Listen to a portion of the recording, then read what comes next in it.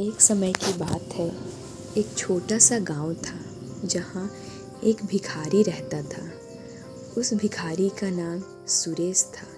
सुरेश रोज सुबह उठकर गांव के अलग अलग हिस्सों में भीख मांगने जाया करता था। उसका जीवन भिक्षा पर ही निर्भर था। गांव के लोग भी उसे पहचानते थे और कुछ ना कुछ उसे दे दिया करते थे। सुरेश की एक खासियत थी, वह अपने साथ हमेशा एक छोटी सी झोली लेकर चलता था जिसमें वह कुछ अनाज के दाने रखता था। ऐसा वह इसलिए करता था क्योंकि इतने वर्षों में उसने एक बात समझी थी, अगर कोई उसकी झोली में कुछ ना देखे तो उसे भीख देने में हिचकते थे।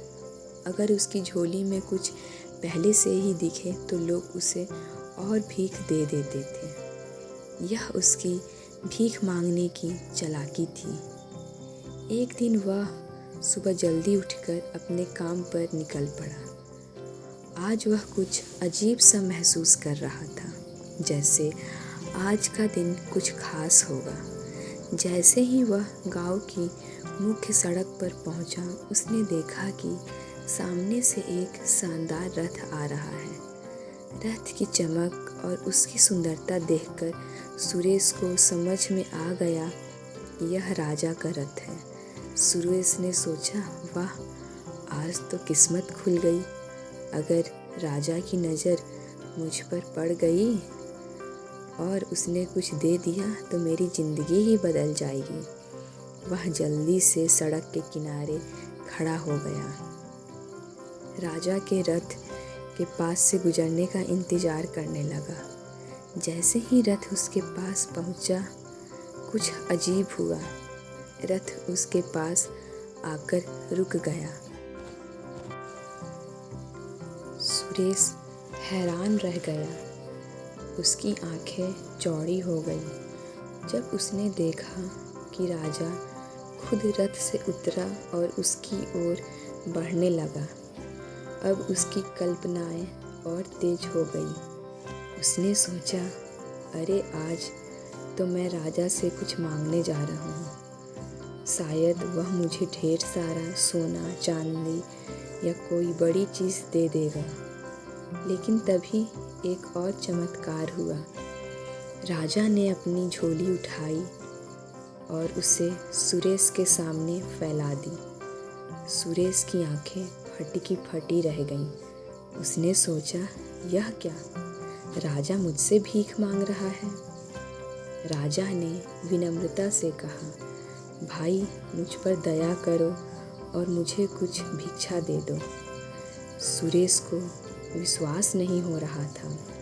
उसने सोचा, यह तो उल्टा हो गया। राजा मुझसे भीख मांग रहा है। लेकिन राजा ने उसकी ओर देखते हुए कहा, यह मेरे लिए बहुत महत्वपूर्ण है। हमारे राज्य पर एक संकट आ रहा है और राज्य के ज्योतिषी ने कहा है कि अगर मैं इस संकट से बचना चाहता हूँ तो मुझे पहले व्यक्ति से भीख मांगनी होगी जिसे मैं आज सुबह देखूं, और तुम वह व्यक्ति हो। कृपया मुझे कुछ दान दो। अब सुरेश असमंजस में था। वह सोचने लगा, क्या मैं राजा को कुछ दे दूं? लेकिन मैं खुद तो एक गरीब हूँ, मेरे पास तो खुद ही कुछ खास नहीं है। अगर मैंने राजा को कुछ दे दिया तो मेरे पास बचेगा क्या? काफ़ी सोच विचार के बाद उसने अपनी झोली से एक छोटा सा अनाज का दाना निकाला और राजा की झोली में डाल दिया। राजा ने मुस्कुराया और सिर झुकाया और अपनी झोली बंद कर ली। फिर वह वापस अपने रथ की ओर चला गया। सुरेश ने देखा कि राजा तो बिना कुछ बोले चला गया, लेकिन उसके मन में खट्टापन था। वह सोचने लगा, क्या मैंने सही किया? राजा खुद भी तो इतना अमीर है, वह मुझे कुछ मूल्यवान दे सकता था। और मन ही मन राजा को बुरा भला कहने लगा। दिन भर माधव को बहुत भिक्षा मिली। उसकी झोली में अनाज, पैसे और कपड़े भर गए, लेकिन उसके मन में एक अजीब सी बेचैनी थी। उसे राजा से मिलने का मौका मिला था और उसने उस मौके को व्यर्थ जाने दिया। शाम को जब वह घर पहुंचा, उसकी पत्नी ने उसकी ओर देखा और बोली, आज तो तुम्हारा नाम पूरे गांव में फैल गया है। लोग कह रहे हैं राजा ने तुमसे भीख मांगी। वाह, तुम कितने महान हो। लेकिन सुरेश को खुशी नहीं हुई। वह गुस्से से बोला, तुम्हें क्या पता, राजा ने मुझसे भीख मांगी थी। भला मैं राजा को क्या दे सकता था, और मैंने उसे केवल एक दाना दिया। अगर मैंने उसे ज़्यादा दिया होता